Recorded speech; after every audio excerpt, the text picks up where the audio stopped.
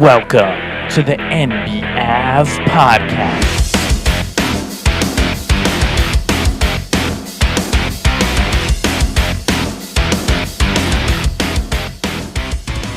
Welcome back to NBAV, the NBA Avenue podcast. We're going to go through the bombshell today. It's a trade that seemed like it came out of nowhere. Looking back, everyone is saying, hey, how did we not see this coming? But it happened. Karl-Anthony Towns is a New York Knick. This is monumental news. I actually am surprised that it's not getting as much coverage as I would have thought. I know that the NBA is not in session right now. We're still about a month away, but this is incredibly humongous news, especially for a team, for both teams, but for a team like the Knicks, bringing in a guy, the caliber player that Karl-Anthony Towns is to New York. And I'm probably on the record already as not being the biggest Karl-Anthony Towns fan for some of his antics and some of the poor decisions that he makes. But this is just a deal that you got to look at and evaluate 100 times over. And I'll tell you how you know that this is a really good trade, just in the sense of neither team is ripping the other team off. Because if you ask 100 different people about this trade, you're going to get 100 different responses. You're going to get every way of looking at this trade. If you look at some of the articles that are out there, you're going to see some people saying the Knicks won, some people saying the Timberwolves won, if something in the middle, people saying both sides won, people saying we don't understand either side. You're going to get everything. And what does that show? It shows it's a fair trade. Because if everyone was coming out on the side of the Knicks saying, hey, the Knicks got a steal, DiVincenzo wasn't any good anyway, then it would be clear that the Knicks won the trade, and it would be clear the Knicks fleeced them. But that's not the case here. This is a trade where you're going to get opinions all over the place because of the fairness of the deal. Now, let's look at it from the Knicks side first. The Knicks had Julius Randle on this team for several seasons already. Julius Randle is a really solid guy. There's the famous Kevin Garnett clip where he talks about him, and Kevin Garnett is saying a left-handed player who is as difficult to guard as him, he's really, really good. But look at the playoffs. Look at what he did a couple of seasons ago in the playoffs when Trae Young absolutely embarrassed the Knicks. Julius Randle was nothing short of a train wreck. I know there's a lot of players, a lot of fans out there who were really revving themselves up, revving up the engines to root for Julius Randle again and saying that he was a part of this Knicks team. But you got to call a spade a spade. He was really bad. Really, really, really bad. If you were a Knicks fan, you know what I'm talking about during the playoffs. He was an absolute train wreck. And in exchange, you send Julius Randle out, and you get a guy like in Karl-Anthony Towns. And you can say that both of these guys are from the same ilk in terms of their intellect on the basketball court. You could say they both do stupid things. You could say there was a tree that grew, call it the stupid tree, and on one branch you have Karl-Anthony Towns, and on the other branch you have Julius Randle. Now, both of these guys are super awesome players, just in the talent sense and in the way that they've worked on their game and improved. Both of them are great players, or really good players at the very least. If you could offer any team in the league, they would both want both of these guys. Any team in the league would want these guys because they're that level of player. These are, in Julius Randle's case, you have a guy who's borderline all-star, and in Karl-Anthony Towns' case, you have a guy who's clearly all-star who just still does stupid things, which brings down his stock a little bit. But it's a max contract guy, and it's a guy who's under that max contract space in Randle. But what you've done for the Knicks is you've taken a guy who doesn't necessarily play the way you want, and you cashed him into a better player who also may not always play the way you want. So you had a guy who was somewhat of a problem child in the way that he's going to fit with your team, and you cashed him out for a guy who is a more seamless fit on your team, right? Because the Knicks didn't need a power forward. The Knicks needed a center. It's very clear that the Knicks needed that because the Knicks have had Mitchell Robinson, and they had Precious Achiuwa, and Isaiah Hartenstein. Hartenstein's gone. The Knicks needed a center who's going to play every single night. And for the most part, that's going to be Karl-Anthony Towns. He's going to be able to play every single night. He's been mostly healthy for his career. I understand that he had some injuries this past season. He had there was some worry about some meniscus or something, and he missed about 20 games near the end of the season. But guess what? Julius Randle missed almost the entire year. So whatever you're going to say from an injury perspective about one, you're going to have to say something similar about the other one. Which one is worse? worse? Is Julius Randle's shoulder worse than Karl Anthony Towns' foot? I don't know. If I had to wager, I would say the more injury-prone player is probably Julius Randle, slightly more than Karl Anthony Towns. And Karl Anthony Towns is the better player. He's the more talented player. Do they both make stupid decisions? Do they both crash into the lane and not control their bodies the way that they should? Yeah, they both do. But the Knicks cashed out a guy who made stupid plays and didn't necessarily fit the offense and the team for a guy who fits it a little bit better. Or I shouldn't even say a little better. The fit is a lot better. Because the Knicks have OG, they have McCall. They weren't really needing another guy to fit closer to that space. They were needing a guy to play the center spot. And you can't rely on Mitchell Robinson. And now that they made the trade, suddenly they're coming out saying, hey, maybe the Knicks are going to trade Mitchell Robinson because now what do they need to carry another center who is very inconsistent in getting his way onto the court? Yeah, Precious Achiuwa. And another reason why Karl Anthony Towns is such a great fit is because Precious Achiuwa is on this team. And Precious Achiuwa has proven that he can close out ball games in this Knicks system and play really well at the end of ball games. He's mobile. He can dribble the basketball a little bit. He can bring the ball up the floor if he has to and pass it off to a guard. He's quick. He's mobile. He plays good defense. And now you have Karl Anthony Towns filling in the Isaiah Hartenstein spot. And that is an upgrade any way you really want to look at it. You could say maybe in the system, Isaiah Hartenstein was perfect. But now you're cashing into a guy in Karl Anthony Towns who can also spread it out to three. I'm not saying you necessarily want to run your offense like that 100% of the time, but he presents an option. He presents a free-flowing, fluid offense where anyone can move around the court. You have Towns, Brunson, Hart, OG, and Mikal Bridges. They can all shoot. They can all play inside. They can all do anything. And that's a really interesting offense to have, where anyone can shoot a three, anyone can do anything at any time. And that's sort of what the Boston Celtics had in a way with Porzingis and with Al Horford, where all of these guys can shoot. All of these guys can play inside. All of these guys can play outside. It's a really mobile, fun offense. But now that you have Precious Achiuwa, who showed us that he can already come into games and close them out very effectively, the fouling issue of Karl Anthony Towns plays itself a lot less. Because let's say Karl Anthony Towns comes in and he gets 3 first-quarter fouls. Take him out of the game. Big deal. You have Precious Achiuwa who can come in. You bring Karl Anthony Towns back in the second half, he gets fouls 4 and 5. Who cares? You have Precious Achiuwa who can play the fourth quarter for you. It doesn't really matter. The Knicks weren't desperate for a guy to close out ball games. The Knicks are desperate. The Knicks wanted a center who could play majority of center minutes, and that's what they have. Karl Anthony Towns, on some occasions, he's going to get into foul trouble, and you'll take him out. And Precious Achiuwa is fine to play those minutes. Totally fine. I was even okay with the Knicks entering into the season with Precious Achiuwa as their main starting center until Mitchell Robinson came back. I think the Knicks still would have been an easy top-seeded playoff team, one of those top 3 or 4 seeds for sure. And now the Knicks are slated to make 1, 2, or 3.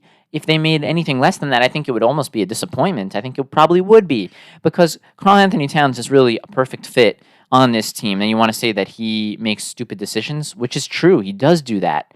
But so did Julius Randle. So now maybe you have a guy who's a little bit more pronounced with those issues than Julius Randle, but Julius Randle was that same type of thing as well. But it was at a position that was less of a need for the New York Knicks. The Knicks didn't need Julius Randle in any way. What did the Knicks lose in this trade?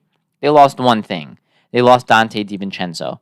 Now, Dante was great on this team because he played with his Villanova teammates, and the Knicks certainly didn't want to lose him. Of course they didn't want to lose DiVincenzo. DiVincenzo was awesome, absolutely awesome on this team. But they already brought in Mikal Bridges. So Mikal Bridges is going to be able to spread the floor and shoot threes from the wings, and he's able to do a lot of what DiVincenzo can do, plus the defense even better than DiVincenzo. And now you bring in Karl Anthony Towns, who can also shoot threes, so your need for DiVincenzo wasn't as much. Did you still lose another guy who comes in who's a healthy player, who can play every single night, who can play big minutes for you, like Josh Hart does? Yeah, you lost that, and that's unfortunate. But you got Mikal Bridges, who does the same thing, if not better, and you have Karl Anthony Towns, who can also shoot the 3 ball. So are you sad to lose DiVincenzo? 100,000,000%. No one wanted to lose DiVincenzo. But for the sake of improving Julius Randle into a better player, There's a price to pay. You're not getting this for free. So the Knicks didn't really have a choice if they wanted to improve and they wanted to turn two players into one superior player. This is what you have to do. You have to give something up.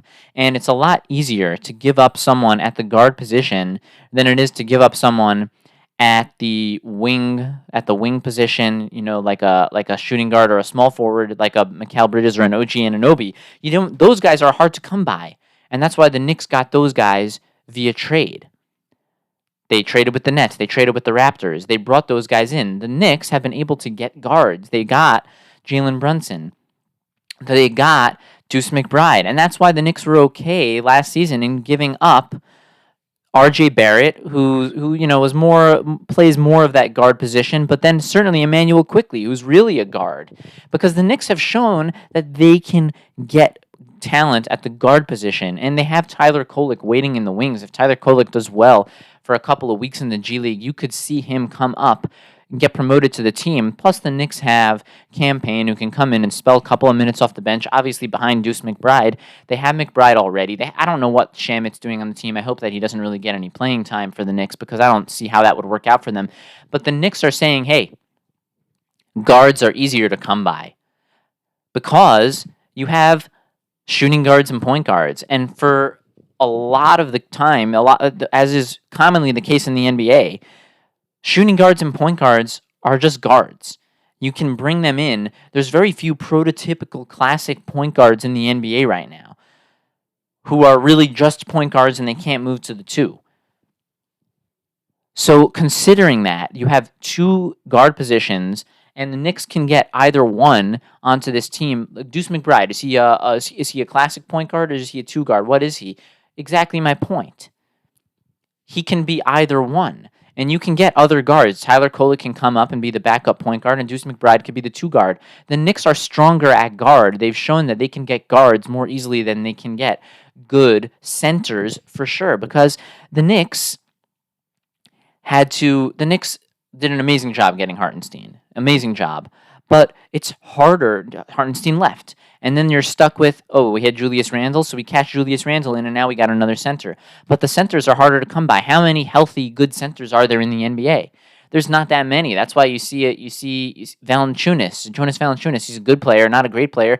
He commands pretty good money because centers are just hard to come by, right? You see a guy like Marcin Gortat play a million years in the NBA because centers are hard to come by. It's hard to find these big 7-footers who can play for extended periods of time. And just look at the Knicks, what they've had to go through waiting for Mitchell Robinson to make it onto the court. He barely plays, and yet he's still on the team. Look at what the Celtics had to do. They had to bring Porzingis onto their team, who struggles to stay on the court as well. And they're going into the season with their big men are Al Horford, and they're going to rely on Keita who played in the G League last year. You have Isaiah Hartenstein commanding huge money to go to the Oklahoma City Thunder. Centers are hard to get. The only team that seemed to have center after center after center was the team that made this trade, the Minnesota Timberwolves. The Timberwolves, if you look at things, they're the one team that could afford to give up a player like Karl Anthony Towns because they had Rudy Gobert already. And they had perhaps the best of all of them. They had Naz Reid. And when I say the best of all of them, do you want to say that Naz Reid is better than Karl Anthony Towns? It's hard to say that, but in terms of the way he fits the team, this guy shoots great from three. He plays well in and out. He's very mobile. He fits the toughness of the team, the Minnesota Timberwolves, really, really well. And Minnesota did what Minnesota had to do. They needed to spread one asset into two. The Knicks needed to spread to consolidate two assets into one. That's what makes this such an unbelievable trade. Such an unbelievable trade. It's hard to evaluate for this reason. But for Minnesota, you take Karl Anthony Towns, you turn him into Julius Randle. Is he the perfect guy for your team? I don't know, but I'll tell you this much. Dante DiVincenzo is. He's going to give you an ability to shoot from three, which you really needed. Because Jaden McDaniels isn't Mr. Automatic from out there. You needed another guy like him. Alexander Walker has played great for you. And you have Joe Ingles on the team for another season, okay.